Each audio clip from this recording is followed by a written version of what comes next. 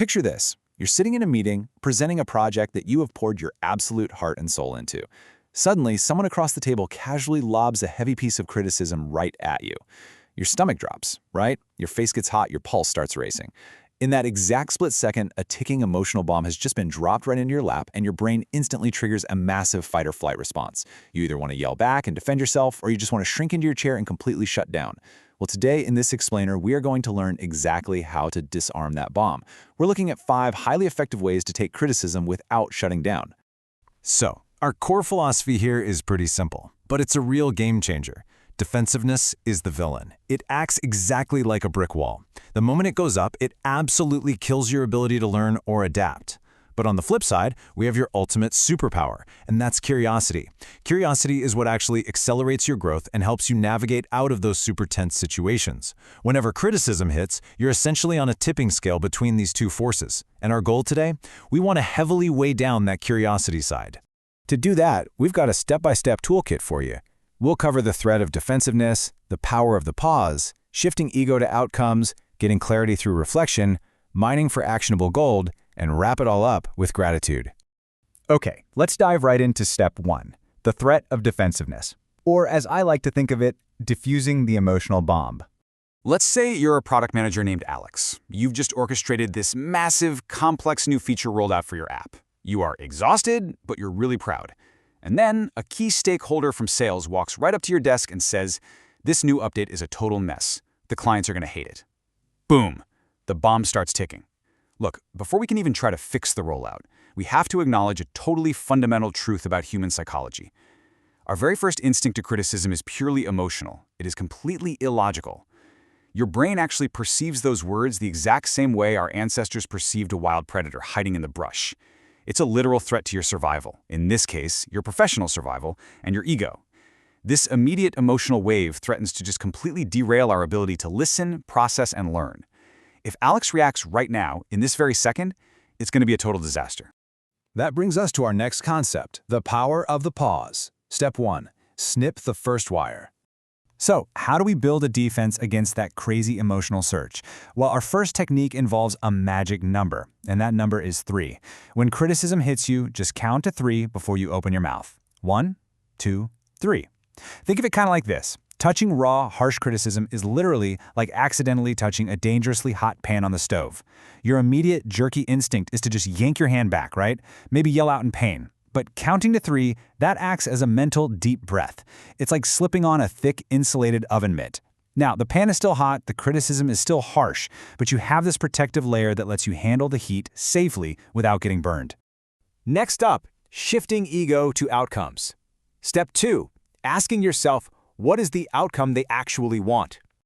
During those 3 seconds of pausing, you've got to execute a mental pivot. You must realize that this criticism isn't some fundamental declaration that you are inherently flawed as a person. You have to detach your self-worth from the feedback entirely.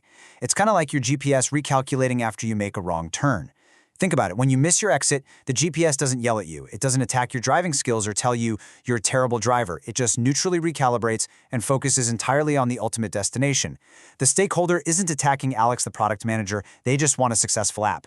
So by asking yourself, what is the outcome they want, you execute this massive problem-solving shift. You go from being defensive adversaries to just being 2 people looking at the exact same map. Moving right along to clarity through reflection. Step 3 is all about repeating back what you heard. Okay, so you have your oven mitt on, your GPS is focused on the destination, now you actually have to speak. To avoid making wild assumptions and to keep things from escalating, use this exact fill-in-the-blank phrase. So you're saying this specific behavior is creating this specific problem. Going back to our product manager, Alex might say, so you're saying the new navigation menu is creating confusion for the clients. This phrase works like magic. It acts exactly like a mirror. It completely removes the distortion of anger and emotion, forcing the other person to hear their own words reflected back to them in a calm, structured way. And honestly, more importantly, it instantly shows the stakeholder that you are actively listening to them rather than just silently preparing your counterattack. Which leads us to mining for actionable gold. Step 4, mine for the specific behavior. We really can't stop at just repeating things back. Hearing "the new update is a mess" is incredibly vague. And vague feedback? It's entirely useless because you can't fix a mess. Specifics are what actually make feedback actionable. So you simply ask, can you give me an example when I did that? Or can you show me exactly where the app fails? It's a lot like a doctor diagnosing a patient. If you walk into a clinic and just say, hey doc, I feel bad, that gives the doctor absolutely nothing to work with. They can't prescribe a pill for bad.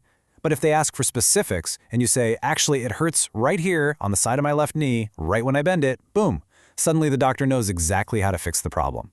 By asking for a specific example, Alex might find out that the issue isn't the whole app. It's literally just that the new checkout button blends into the background color. That is highly specific and entirely fixable. All right, on to our final piece, gratitude and final summary. Step 5 is to thank them for the risk. Now, this step right here, this is the absolute masterstroke of emotional intelligence. We have to acknowledge that giving criticism, especially face-to-face, is incredibly uncomfortable for the other person too. The stakeholder could have easily chosen to just stay silent and watch the app fail, or worse, complain behind your back. So using this simple phrase, thank you for caring enough to say something, is profoundly disarming.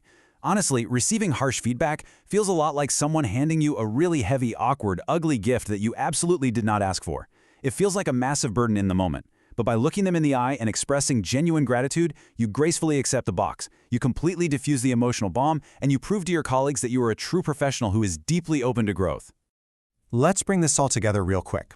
First, you pause and count to 3 to manage that initial emotion. Second, shift your focus away from your bruised ego and toward the outcome they actually desire. Third, repeat back what you heard to force absolute clarity. Fourth, mind for a specific, actionable behavior or example. And fifth, thank them for taking the uncomfortable risk of sharing their thoughts with you. These 5 steps form a complete, airtight framework to shift away from progress-killing defensiveness and instead use curiosity to accelerate your learning. If you want to keep sharpening your professional skills and mastering the art of building great things with great people, be sure to hit subscribe to AI Product Management Playbook by Deepak Deo on LinkedIn. I'll leave you with this one final thought to chew on today. The next time that heavy emotional bomb lands right on your desk, will you let your fragile ego detonate it and destroy the room? Or will you use the power of curiosity to disarm it, learn from it, and build something so much better? The choice is entirely yours. Thanks so much for joining me on this explainer, and I will catch you next time.